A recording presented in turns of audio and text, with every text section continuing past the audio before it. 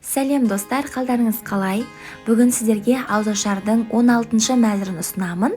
Бізде ыстық тағамға күріш көже және де хит болып жатқан салаттың бір түрі рукколадан жасалатын дәмді салатымыз және де тәтті болып шығатын оңай жасалатын хит пирогтардың бірінің рецептімен бөлісетін боламын. Менімен бірге видеоны соңына дейін көріңіздер. Алдымен көжемізден бастайық. Кішкене майымызға етімізді салып, жақсылап қуырып аламыз. Одан кейін оның үстіне пиязымызды салып қуырамыз, сәбізімізді салып қуырамыз. Сәбізді көбіктеп турадым. Ұзынша етіп, үлкен етіп турасаңыздар да өз еріктеріңіз.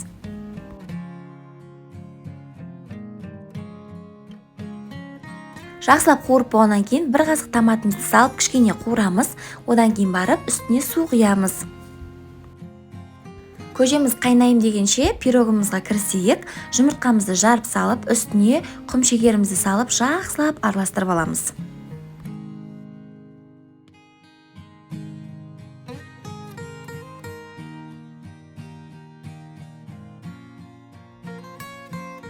Одан кейін қаймағымызды салып араластырып жібереміз.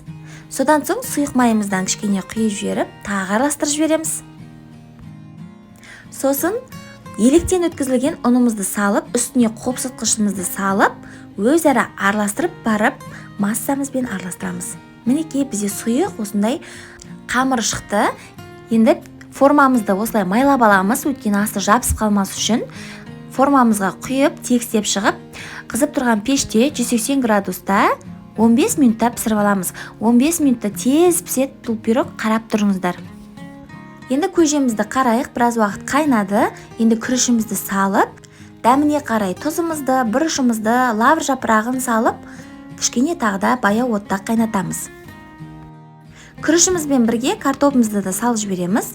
Екеуі бірге 15-20 минутта пісіп қалады. Мінекей пирогымыз пісіп шықты.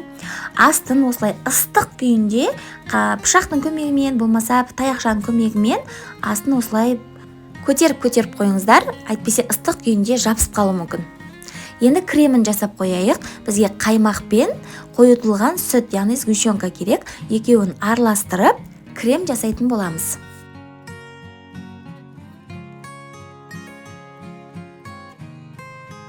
Осылай ұзынша етіп пирогтың үстіне кремін құя салсаңыздар болады, бірақ мен ортасынан бөліп, тарелкамның сыйымдылығына байланысты екіге бөліп, қабаттап жасағанды жөн көрдім. Міне бір қабатын қойдым, кремін жағып аламдағына екінші қабатын қойып, кремді толықтай бетіне жағып шығамыз.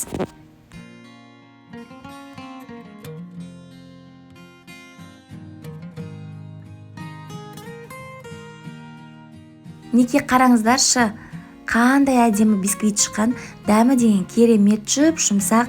Осылай кремін толықтай жағып болған соң, холодильникке жарты сағат, бір сағатқа қоя тұрыңыздар. Сонда кремі сіңіп, өте дәмді болып шығады.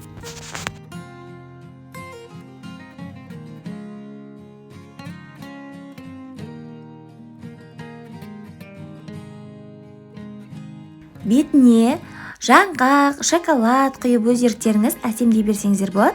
Мен печеньенің ұнтағымен осылай бетіне сеуіп қойдым.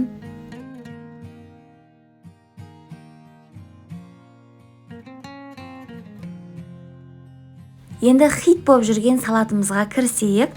Рукколаны осылай үлкен-үлкен етіп турап аламыз. Сосын үстіне шым-шым тұз салып, дәміне қарай. Сізде руккола көп болса, көбірек салыңыз. Одан кейін сұйық май кішкене құйып жібереміз, жақсылап араластырамыз.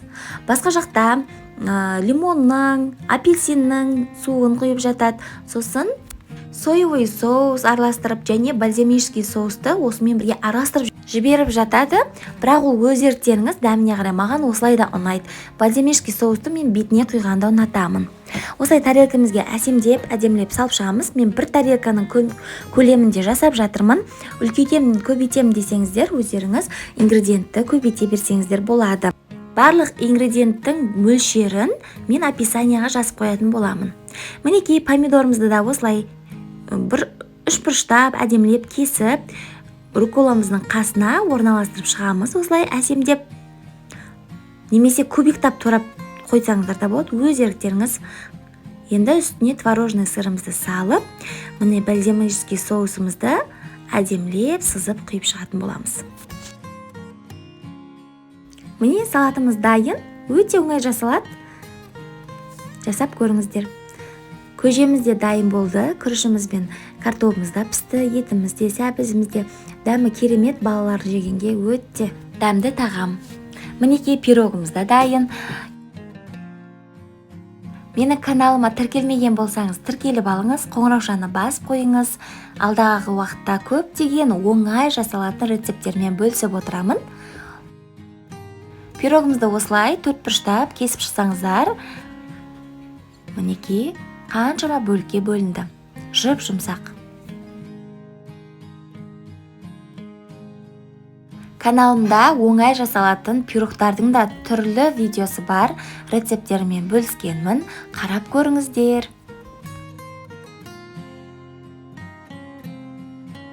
Осымен ауызашарымның 16-шы мәзірі дайын, күріш көжеміз, хит салатымыз руколамен және де хит пирогтардың бірі оңай жасалатын түрі.